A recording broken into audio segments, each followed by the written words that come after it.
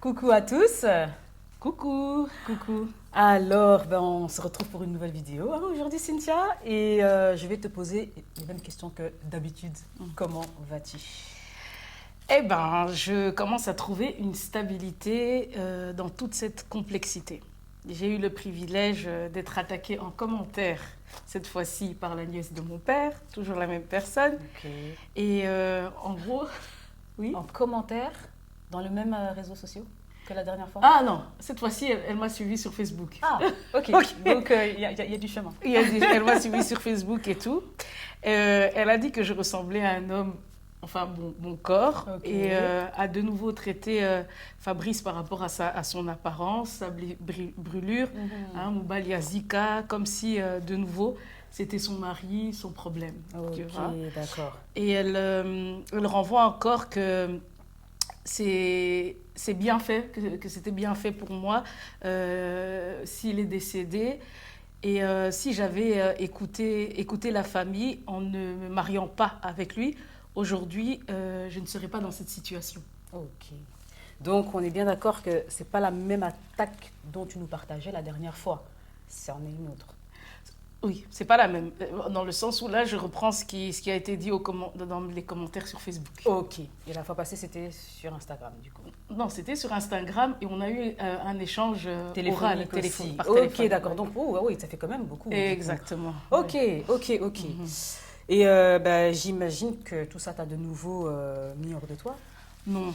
non? Faut savoir passer outre les insultes, comprendre le message de fond parce que en soi, elle me dit quelque chose. Elle me dit quelque chose et tente par ses insultes de me détourner de mon objectif en touchant mes affects. Ouais. Et de me et être mal parce qu'elle me traite d'homme, insulte le physique de Fabrice, ne respecte même pas le fait qu'il soit décédé et ce qu'elle ne sait pas, ou peut-être, et que même si on m'avait annoncé euh, euh, qu'il serait mort en 2022, ben, en 2005, au moment où on s'est rencontrés, je me serais quand même mise en couple avec lui. Ok. Donc cette situation ne change absolument rien. Mhm. Et quand elle parle d'écouter la famille, pour moi, elle parle au nom d'eux et de l'égrégore familial, comme j'ai pu expliquer dans les vidéos précédentes. C'est un clan selon moi. Elle représente un clan selon moi, mais je vais y revenir. Je vais y revenir. Sinon, l'important dans cette attaque est de ne pas agir en fonction des liens. Ok. Pour moi, elle agit avec, je ne sais pas, les égrégores, on peut les associer à des démons, à des ancêtres avec qui je me dis ils sont en collaboration, ce qui n'est pas mon cas. Ok. D'accord. Du coup, ne pas agir en fonction des liens, être en collaboration avec les ancêtres, les égrégores. Pourquoi tu avances ça et qu'est-ce que ça signifie du coup? Ben, on dit que le poisson ne quitte jamais l'eau. Et s'il quitte l'eau, qu'est-ce qu'il se passe? Ben, il meurt. Il meurt. Du coup, si j'essaye de grimper sur un arbre en réfléchissant comme un poisson, je vais fatalement mourir. Bien sûr. Tu vois. Mhm. Elle m'attaque avec la définition, les caractéristiques liées à mon rôle, mon statut de famille. Et comme je n'ai aucune collaboration avec ses esprits, ses ancêtres, son attaque va d'office me prendre. Mhm. Donc, je dois évacuer ce qu'elle a tenté de me déposer. Et pour ce faire, je dois mourir à mon état de poisson. Ok. La nature qui m'a été donnée par les liens du sang biologique. Et me voir comme un singe afin de pouvoir grimper sur l'arbre. Ok. Tu vois. Ok. Et Euh, d'être en mesure de ne pas être attaqué du coup. voilà. Sans avoir à à me mettre en dette ou rendre des comptes à ce clan. Parce que parce qu'on peut parce qu'on on ne peut pas briser des liens comme ça. On ne peut pas briser des liens comme ça. Ok. Et donc, l'attaque qu'elle t'envoie, ce serait une attaque envoyée à un singe alors que tu es un poisson? Ah non, Non? en fait, Ok. elle m'attaque en tant que poisson. Et en temps normal, en fait, comme j'ai été définie j'ai été créée par rapport à mes liens de famille, Mhm. normalement, en fonction de l'attaque qu'elle me renvoie, vu qu'elle connaît mes faiblesses en tant que poisson, c'était censé m'atteindre. Ok. Mais en fait, maintenant, il y a un mouvement qui fait que Oui. moi, je deviens un singe. Et cette particularité-là, elle ne la connaît pas. D'accord. Tu Ok. vois, Je comprends mieux du coup. tu vois la nuance. Mhm. Et donc, le passage du poisson à celui de singe, c'est ça la nouvelle naissance. Tu vois, dans la Bible, que moi j'image comme la nouvelle naissance. Et donc, en gros, euh, elle a le droit de me voir comme un homme, de ne pas respecter Fabrice et de défendre les drapeaux, les grégores de son clan, et c'est OK. Mhm. Tu vois, et Tout c'est à OK. fait. Tout à fait. Et quelque part, de cette manière, ben, tu lui remets un peu ce qui lui appartient et tu conserves ce qui t'appartient dans le sens où ça lui appartient de penser ce qu'elle veut de toi en soi. Exactement. Et justement, en faisant ce geste de lui remettre ce qui lui appartient et moi de conserver, ben, dans cette conservation, dans ce côté conservateur, ben, c'est ça qui fait que je garde je me reconnais dans mes nouvelles propriétés en tant que singe, Mhm. tu vois. Ok. Et Et effectivement, vous n'avez pas besoin de penser la même chose, d'être d'accord, enfin, sur les mêmes choses non plus. Et de cette manière, vous restez dissociés et vous n'êtes pas quelque part associés en un seul c'est ça, élément qui, c'est quelque ça. part, ne s'associe pas. Ok. Ouais. Ok.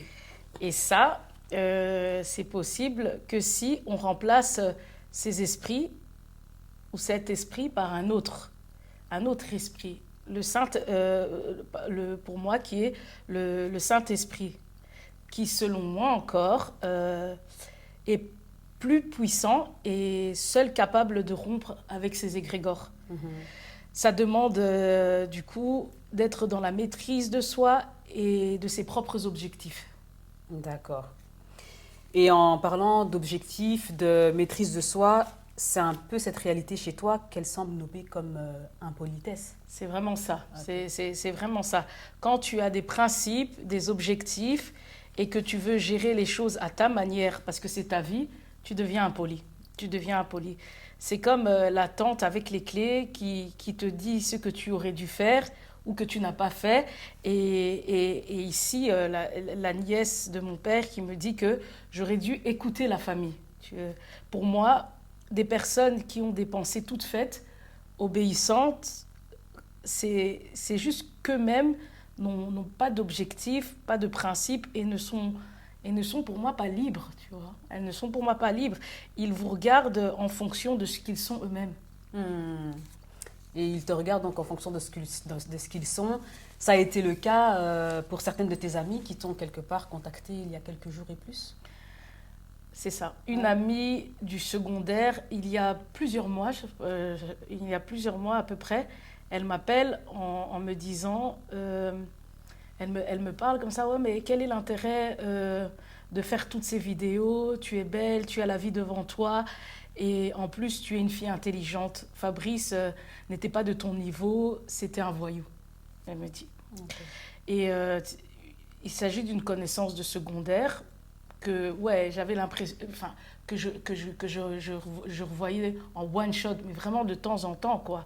Et donc, en soi, tu ne connais même plus ma vie et tu te permets de donner ton avis dans une relation où j'ai fait 17 ans et 3 enfants.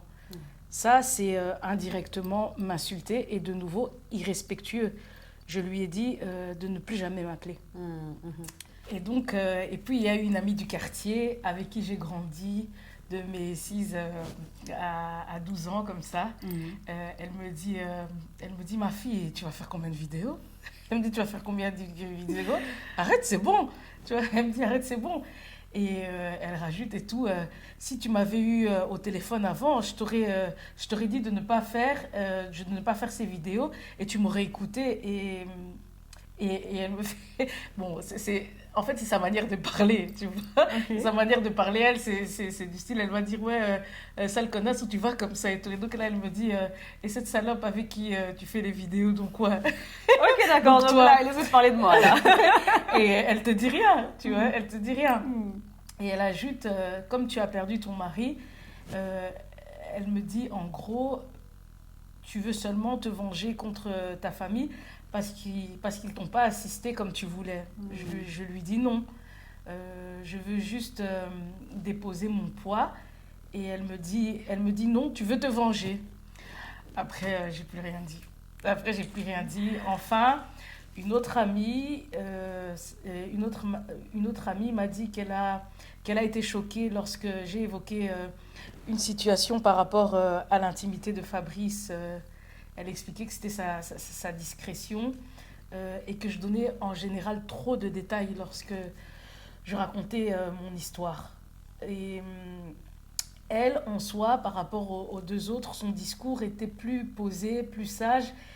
Et elle m'a avancé que le niveau de détail, elle a avoué que le niveau de détail, si elle était à la place de ceux que je nomme, si elle était à la place de ceux que je nomme, elle aurait déposé une plainte contre moi parce que je touche à l'être et à des réalités qui concernent le choix des personnes qui concernent le choix des personnes de vouloir rester anonymes, et de ne pas divulguer leur côté sombre, de ne pas divulguer leur côté sombre.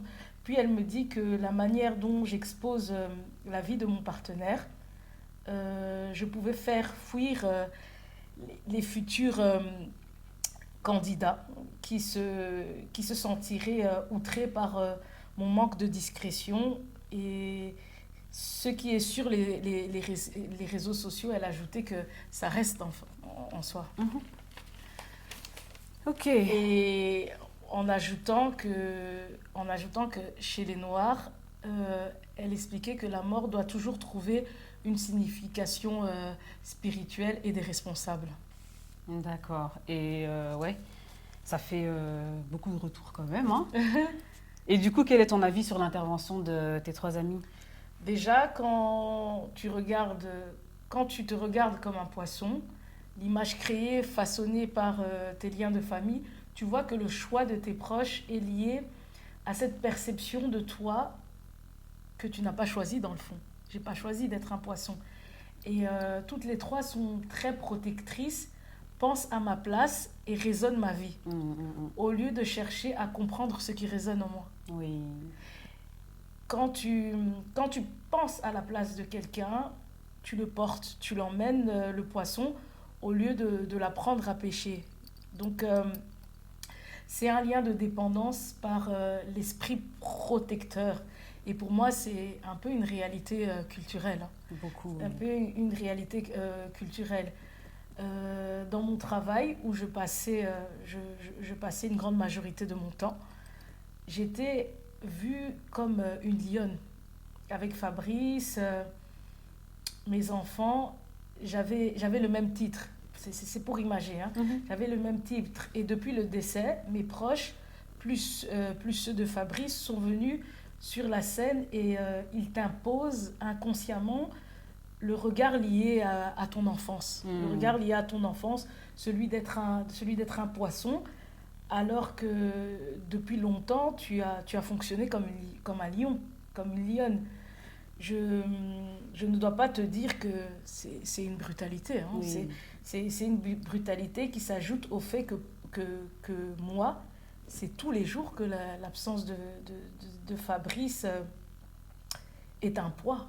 Tu vois, c'est tous les jours. Élever 3 enfants seuls, entouré de personnes qui te traitaient comme un enfant, en guise de protection, et leur manière de fonctionner, tu vois, le prêt-à-penser. Je dis le prêt-à-penser où tu as le malheur d'entendre c'est un voyou, la salope qui t'a rien dit, tu parles de l'inceste pour te venger, tu donnes trop de détails sur son intimité. Quand elle dit que je donne trop de détails, c'est au moment où je parlais de ma cousine là, et que j'ai expliqué, la Thérèse là, qui avait eu des ébats avec, Oui, je avec vois. Fabrice et que j'ai parlé de fellation. Et d'ailleurs, quand j'ai parlé de la compagne de Fabrice, qui était connue des deux familles, tu te Oui, souviens? oui, oui. Quand j'ai parlé avec elle, à un moment, elle me disait que c'était un coureur de jupons, qu'il n'était pas sérieux. Et je lui semblais, enfin non, elle l'a dit, hein, je lui semblais naïve parce que elle me définissait comme une intellectuelle de maison très soumise, comme ça. Ok. Tu vois? Hmm. Elle me définissait comme oui, une intellectuelle très soumise. Ok. Et donc, en soi, tu considères que la vision de tes copines, en tout cas la vision que tes copines ont de toi, n'est simplement pas à jour par rapport à celle que tu es devenue. Alors qu'au travail, ils avaient une vision vraiment bien à jour, hein, si je comprends bien. C'est vrai, Ok, c'est vrai. ok, Mise à jour, mise à jour. effectivement. Ah là là. Et donc, vu que tu trouves une stabilité aussi dans ce qui était complexe pour toi, on peut maintenant évoquer que ces personnes traduisent tout simplement leur perfection de ton vécu, alors, hein. Leur perception. Leur perception, effectivement. Leur perception dans mon vécu. Oui. C'est exactement ça. C'est comme voir le verre à moitié vide ou à moitié plein. Fabrice étant le verre, je l'ai toujours perçu comme étant à moitié plein. Et les résultats ont payé, malgré les aléas. Pas sérieux, en soi, qu'il soit pas sérieux, j'ai envie de dire, ce sont ses fesses. C'est ça le regard. Et ça ne m'a pas empêché de construire quelque chose et de ne pas être et de ne pas être confronté à cette réalité, tu vois, de moins sérieux et toutes ces choses, parce que cette perception ne faisait pas partie de mon champ de vision. Ce que je crains, on dit souvent, c'est ce qui m'arrive. Oui. Ce que je crains, c'est ce qui m'arrive. On attire ce que l'on est. Donc, si tu vois le voyou, le gars moins sérieux, la vengeance, la salope, que la fellation le définit, que l'inceste est une part qui n'a pas à être révélée parce que ça appartient à la personne qui l'a commise, sans voir l'impact sur les autres. Mhm. Moi, j'ai envie de dire qu'en voyant le verre à moitié plein, j'ai eu l'opportunité de goûter à une eau douce. Certes, parfois amère, mais il a pu se révéler dans énormément de points positifs. Dans énormément de points positifs, au point que, comme j'ai dit pour la nièce de mon père, je le choisirai malgré la mort. C'est ça. Le milieu social nous impose aussi un comportement. Et je dois dire que Fabrice était très différent à la maison par rapport à l'extérieur. Mhm. Et en soi, la salope que tu es. Mhm. Et je t'en remercie, hein, parce que tu cherches à comprendre ce qui résonne en moi. Mais oui, parce que c'est vrai que malheureusement, dans ce monde, quand on fait attention à l'être humain, au lieu de faire attention aux coutumes, aux traditions, à toutes ces lois familiales, eh bien oui, on peut être justement nommé comme ça de salope. Parce que justement, ben oui, ça paraît vraiment comme quelque chose de, on va dire, de fou, malheureusement. C'est ça. Mais bon, voilà, je vais m'inspirer de ton comportement, de ton raisonnement et considérer que ça lui appartient. Ça ne m'appartient pas C'est et ça. elle a le droit de me voir comme une salope. Elle a le droit. Moi, je me considère comme une reine avec ma couronne. Liberté d'esprit, bravo. Et Voilà. concernant l'inceste, je parle de l'impact sur mon existence qui a fortement favorisé mon état de poisson d'enfance à l'âge adulte, au milieu de mon entourage d'origine. Tu vois. Et pour pouvoir vivre, tu comprends que tu dois t'imposer en tant que lion. Sinon, tu vas être atteinte par la définition que chacun cherche à te donner en prétextant la protection pendant que tu vis dans un malheur. C'est ça. Toutes ces pensées, c'est un peu pour moi, c'est comme c'est du commerce spirituel qui cherche à te tuer psychiquement. Souvent, quand c'est comme ça, la mort physique peut suivre ou te laisser dans un état de légume, comme le cas. Le cas, mon frère, malade depuis plus de 10 ans maintenant. Ah oui, c'est ça, c'est je te protège pour que tu meurs quelque part. C'est un peu ça. Ok. Et lorsque je parle de ma cousine, des ébats, quand je fais ce témoignage, c'est pour parler français. C'est pour parler français et vous faire comprendre que le socle de ma relation s'est bâti parce que entre Fabrice et moi, il n'y avait pas de tabou. Il n'y avait pas de tabou et c'est grâce à ça d'ailleurs que je peux faire mon témoignage. Je peux faire mon témoignage. Et les tabous, surtout dans la communauté congolaise, africaine, c'est ça qui nous bloque. Et souvent, on se construit sur les apparences, ce qui est dangereux, qui est très dangereux. Et en plus, donner plus de crédit au fait de ne pas révéler ici l'inceste, par exemple, de se définir selon cette part d'ombre par le fait que l'on ne souhaite le révéler, ce que je respecte, et dire que les ébats, c'est sa discrétion, c'est notre discrétion, c'est un peu une mentalité de non-émancipation. Effectivement. Effectivement. Et bah oui, tu résumes vraiment très bien les choses, parce que c'est vrai que tu livres ton intimité et celle de Fabrice au grand jour dans les réseaux sociaux, ce qui n'est pas une chose facile à faire déjà.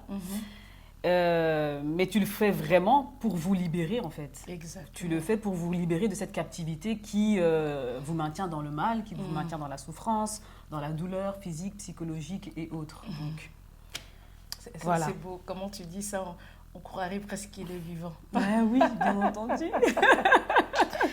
Il est toujours vivant dans nos cœurs. Donc, voilà, on ne doit pas mettre ça de côté non plus. Et la mentalité de non-émancipation, c'est ce qui nous bloque et c'est dangereux. Pourquoi? Dans le cadre de ma spécialisation en santé mentale, j'ai eu l'occasion de travailler au sein d'un service de santé mentale. Et là, j'ai pu côtoyer tout le public, depuis la petite enfance jusqu'à l'âge adulte. Et j'ai aussi eu l'occasion de suivre une formation, de suivre une formation sur les jeunes et la sexualité. Lors de cette formation, tu sais que la plupart, voire la majorité des jeunes arabes, enfin maghrébins et africains du Sud, associer la sexualité à de la pornographie. À de la pornographie et baser leur éducation sexuelle par rapport à ça. Parce que dans nos cultures, c'est tabou, on n'en parle pas. Et les incestes aussi liés à ça, c'est puissant. Et ça joue aussi quand les choses sont très tabous. C'est ça. En fait, l'inceste trouve le chemin. Exactement. Par rapport à ce genre de tabou. Et les autres jeunes occidentaux, lors de cette formation, étaient à l'aise avec le sujet. Ils pouvaient facilement te parler de préliminaires, de flirt et tout. Là où tu avais les autres étrangers cités, qui faisaient des burks, qui étaient mal à l'aise, tu vois, qui étaient mal à l'aise. À côté de ça, j'ai ajouté en fait à ma casquette le statut, comme je l'ai dit, de thérapeute de couple. Et je ne vais pas te dire que ces mêmes jeunes se retrouvent plus tard en couple et dont la plupart et tout que je vais rencontrer dans le cadre de ma thérapie et vivent les dégâts relationnels. Vivent les dégâts relationnels. Et si je dois faire une statistique, un diagnostic, la plupart de ces couples que je rencontre, les cas d'autisme, du retard du langage, ainsi que les enfants en enseignement spécialisé, ils sont légion dans ces couples. C'est légion. Ok. Et quand tu creuses, souvent, il est question... En fait, c'est plus de 50%. Souvent, il est question d'abus chez ces femmes. Et à côté, tu as des hommes qui ont pour éducation les magazines, les films, comme j'ai dit. Et tu t'imagines, expérience porno avec une femme abusée. Quel mariage, quelle énergie, où la femme, en fait, elle mise tout sur son apparence pour tenir. C'est juste pas général. Et imagine-toi, choc même, je dirais. si ton éducation est basée sur le porno, l'autre qui a été abusé, pendant ce moment-là, qu'est-ce qu'elle est en train de vivre? C'est comme tragique. si tu rejoues un peu, tu rejoues un abus. Exactement. Tu rejoues un abus. Et moi, continuellement, du coup. Et moi, continuellement, vu que c'est dans le mariage, tu vois. Et souvent, dans les apparences, ces femmes, comme je dis, elles vont jusqu'au mariage sans jamais rien dire à leur conjoint, leurs parents, qui eux aussi n'ont jamais été au courant, parce que ce sont des vérités que les parents ne vont jamais, enfin, ils ne veulent pas entendre. Hein. Ouais. On ne peut pas dire, ne veulent pas entendre. Par exemple, et tout, j'ai une patiente où je vais grossir la situation pour qu'elle ne puisse pas être repérable. Mais cette patiente, par exemple, elle a cinq enfants avec 5 papas différents et elle est à sa 6e relation. Elle aussi a subi un abus petite, mais personne ne le sait. Manque d'estime d'elle-même et elle répète les séparations, les ruptures, multiplie les enfants par rapport à son mal-être. Elle fait, en soi, en psychanalyse, on dit qu'elle fait une sorte de compulsion de répétition. En fait, dans ces relations où elle donne des enfants, elle rejoue un trauma. Et au fur et à mesure où on se voit avec cette patiente, elle est plus apprêtée, prend de plus en plus confiance en elle. Et au départ, par exemple, quand on avait les suivis, elle était souvent courbée et tout ça.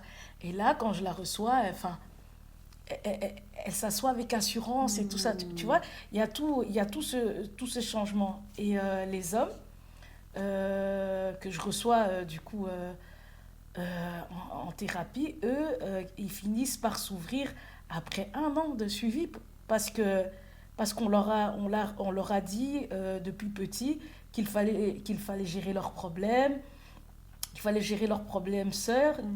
Et la pudeur dans ce domaine est tout aussi extrême, voire très infantile. Très, très, très infantile. Mais tu t'imagines qu'il y a des enfants qui naissent dans ces tabous. C'est ça. C'est un peu comme, tu vois, les bails des parents africains qui dansent dans les fêtes. Ils dansent dans les fêtes sans se regarder. L'autre regarde par là, l'autre regarde par là, tu vois, sans affect. Oui, on connaît tout ça.